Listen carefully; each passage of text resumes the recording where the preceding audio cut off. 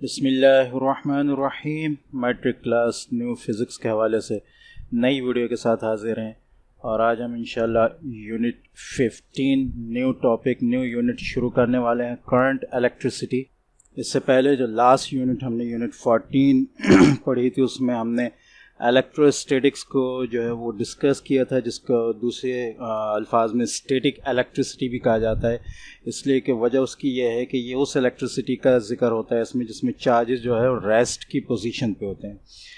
Next unit हमारे पास जो अब शुरू होने वाली वो है करंट इलेक्ट्रिसिटी। करंट इलेक्ट्रिसिटी या इलेक्ट्रिक करंट जो है उस वक्त होता है जब चार्जेस जो है मूवमेंट में आ जाते हैं, मोशन में आ जाते हैं। लिहाजा इलेक्ट्रिकल करंट हम कह सकते हैं कि flow of charges, motion of charges या फ्लो ऑफ इलेक्ट्रॉन्स की वजह से होता है। ठीक है। तो अगर हम इसके नीचे चैप्टर को शुरू करें तो बेसिकली फ़र्क यहाँ पर यूनिट 14 और यूनिट 15 में यही है कि जब तक चार्जेस जो हैं वो रेस्ट की पोजीशन पे होते हैं तो हम कहते हैं उसको स्टैटिक इलेक्ट्रिसिटी या इलेक्ट्रोस्टैटिक्स। ठीक है। और जब वो मोशन की पोजीशन में आ जाते हैं, इलेक्ट्रॉन्स उसमें फ़्लो करने लगते हैं, तो हम उसको कहते हैं करंट इलेक्ट्रिसिटी। ठीक है।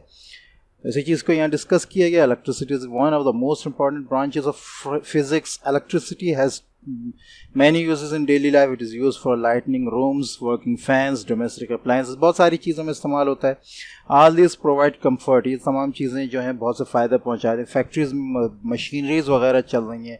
ट्रांसपोर्टेशन और कम्युनिकेशन के बहुत सारे आलात इसके ज़रिए चल रहे हैं। ट्रेन्स वगैरह चल रही हैं, इलेक्ट्रिक कार्स। उसके अलावा अस्पताल में बहुत सारी चीज़ें जो हैं जिसमें एक्सरे मशीनरी, CG वगैरह, उसके अलावा हज़ारों किस्म की मशीनरीज हैं जो इलेक्ट्रिसिटी की वजह से चल रहे हैं। ठीक है। तो ये कैसे, किस तरह ये सब वर्क कर रहे हैं, तो इसको हम आगे डिस्कस करेंगे, जिसमें हमारा बेसिक मेन जो टॉपिक सबसे पहला आया है वो है इलेक्ट्रिक करंट। ठीक है। तो इलेक्ट्रिक करंट को मैंने आपके सामने थोड़ा सा डिफ़ाइन भी कर दिया, डिस्क्राइब भी कर दिया है कि जब तक इलेक्ट्रिसिटी रेस्ट की पोजीशन में होती है तो हम उसको इलेक्ट्रोस्टैटिक से स्टैटिक इलेक्ट्रिसिटी कहते हैं। और जैसे ही उसमें फ्लो ऑफ इलेक्ट्रॉन्स होने लगता है, flow of charges, motion of charges होने लगते हैं, तो वह इलेक्ट्रिक करंट हो जाता है। ठीक है। और उसकी स्टडी को हम करंट इलेक्ट्रिसिटी जो है वो कहते हैं। ठीक है। और उसमें जो करंट पैदा हो रहा होता है, जो इलेक्ट्रिसिटी पैदा हो रही है, उसको स्टैटिक इलेक्ट्रिसिटी नहीं बल्कि करंट इलेक्ट्रिसिटी कहते हैं। ठीक है। So uh current is motion of any charge. इसमें कोई सा भी चार्ज मूव कर सकता है। ठीक है। तो बेसिकली ये आगे आ भी जाएगा कि जो कंडक्टर्स वगैरह होते हैं वो मटेरियल जिनके अंदर से इलेक्ट्रिसिटी हम आमतौर पे कहते हैं कि पास हो जाती है, उनमें नेगेटिव चार्ज जो है वो मूव करता है। जबकि सॉल्यूशंस वगैरह जो होते हैं जिनके अंदर चार्ज पैदा हो सकता है, तो उसमें पॉजिटिव और नेगेटिव दोनों चार्ज जो है मूव कर सकते हैं। तो यहाँ इन्होंने बताया current is motion of any charge moving from one point two another point. ठीक है। जब चार्ज या इलेक्ट्रॉन, आप कुछ भी कहें, या आगे मजीद इसकी डिस्कशन आ जाएगी, मूव करे तो हम इसको कहते हैं कि ये करंट इलेक्ट्रिसिटी है या इलेक्ट्रिक करंट है।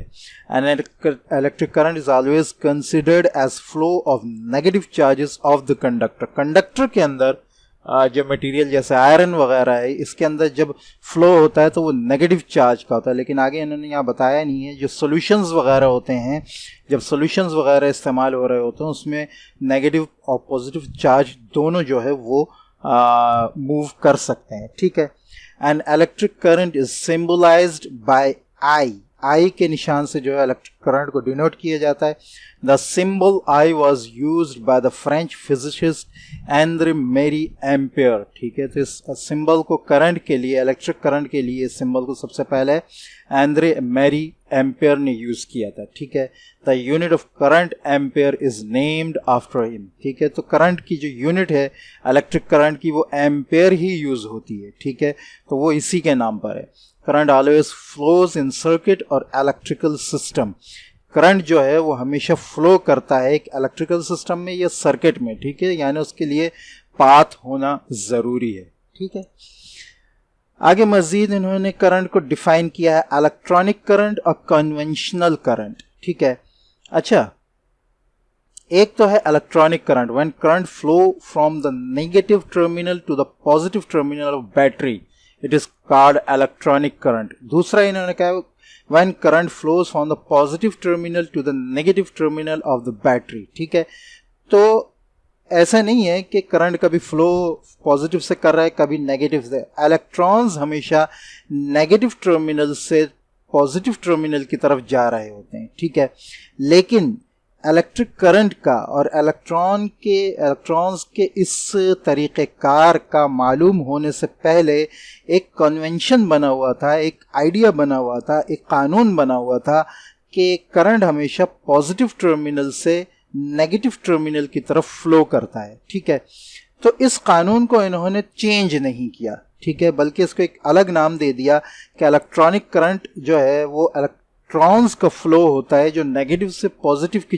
तरफ होता है, जबकि कन्वेंशनल करंट जो कि कानूनी करंट बन चुका था इससे पहले, जब ये आइडिया मालूम नहीं था कि इलेक्ट्रॉन फ्लो होता है नेगेटिव से पॉजिटिव की तरफ, तो वो जो करंट है वो पॉजिटिव से नेगेटिव की तरफ जाता है। अच्छा, इसकी भी एक वजह है कि ऐसा क्यों है कि पॉजिटिव से नेगेटिव की तरफ जाता है। हमें पता है कि हर चीज़ जो है वो हायर पोटेंशियल से लोअर पोटेंशियल की तरफ जाने की कोशिश करती है।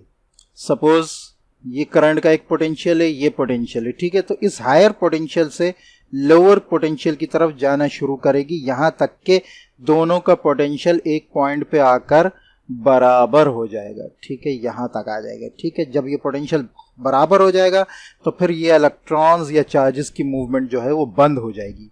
ठीक है, जिसको हम यूँ कहें कि बायो में हाई कंसंट्रेशन से लोअर कंसंट्रेशन की तरफ जाना भी कहते हैं। ठीक है, तो ये याद रखें कि हर चीज़ हायर पोटेंशियल से लोअर पोटेंशियल की तरफ जाती है ताकि दोनों पोटेंशियल जो है वो बराबर हो सकें किसी भी टाइम आकर। ठीक है, तो चूंकि पॉजिटिव जो है वो हायर पोटेंशियल है, लिहाजा यही कानून बना था करंट के मामले में कि करंट फ्लो करता है पॉजिटिव से नेगेटिव की तरफ ताकि एक वक्त आए कि दोनों का पोटेंशियल बराबर हो जाए। लेकिन बाद में ये पता चला कि असल में इलेक्ट्रॉन फ्लो करते हैं नेगेटिव से पॉजिटिव टर्मिनल की तरफ। ठीक है, तो इन्होंने इसको ये तो रखा कि इलेक्ट्रॉन फ्लो करते हैं, लेकिन पिछले कानून को भी चेंज नहीं किया, उसको कुछ मजबूरियों की वजह से, जिससे इसके अलावा एक बड़ी तहकीक है उसको रखा है इन्होंने, उसको कन्वेंशनल करंट के तौर पर जो है वो अपने सामने रखा। ठीक है, तो आई होप ये चीज़ आपको समझ में आ गई होगी। इलेक्ट्रॉन्स का जो असल फ्लो है वो नेगेटिव से पॉजिटिव की ही तरफ होता है, लेकिन जब एक्सपेरिमेंट्स में बात की जाती है चार्जेस के फ्लो की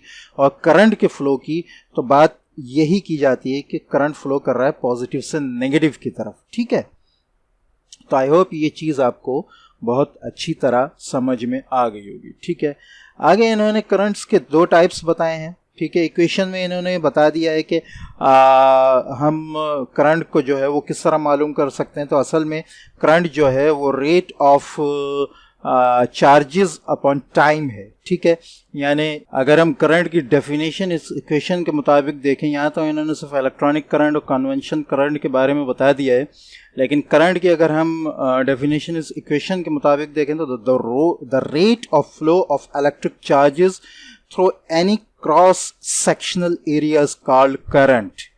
ठीक है, इन अ यूनिट टाइम। ठीक है, तो यहाँ आपके सामने चार्ज भी आ जाएगा, flow of electric charges Q आ रहा है, और in uh unit time T आ रहा है आपके सामने। ठीक है, तो करंट को अगर हमें करंट के रेट को मालूम करना हो, हम फ्लो ऑफ चार्जेस को जो है वो टाइम से जो है वो डिवाइड करते हैं। ठीक है, इसके बाद में इलेक्ट्रिक करंट के दो टाइप्स बताए हैं। Number 1 direct current, number 2 alternating current. ठीक है, तो direct current, a current that always flow in one direction only is called direct current. Direct current हमेशा जो है वन डायरेक्शन में जो है वो फ्लो करता रहता है, उसकी डायरेक्शन कभी चेंज नहीं होती।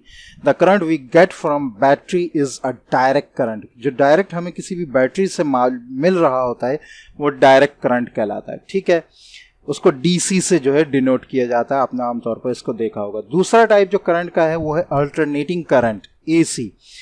तो फर्क दोनों में ये है कि अल्टरनेटिंग करंट जो है वो अपनी डायरेक्शन को जो है वो रिवर्स करता रहता है, चेंज करता रहता है टाइम के साथ साथ। ठीक है, तो पावर स्टेशंस जो हमारी कंट्री में ज़्यादातर यूज़ हो रहे हैं वो अल्टरनेटिंग करंट ही यूज़ कर रहे होते हैं। उसकी वजह ये होती है कि अल्टरनेटिंग करंट, जैसे कि यहाँ लिखा भी I think, And one advantage of AC or DC is that it can be transmitted over long distances without much loss of energy. का डायरेक्ट करंट जो है उसमें जब डिस्टेंस ज़्यादा बढ़ जाए तो वो बिल्कुल ही पूरा ज़ीरो हो जाता है, ज़ाय हो जाता है.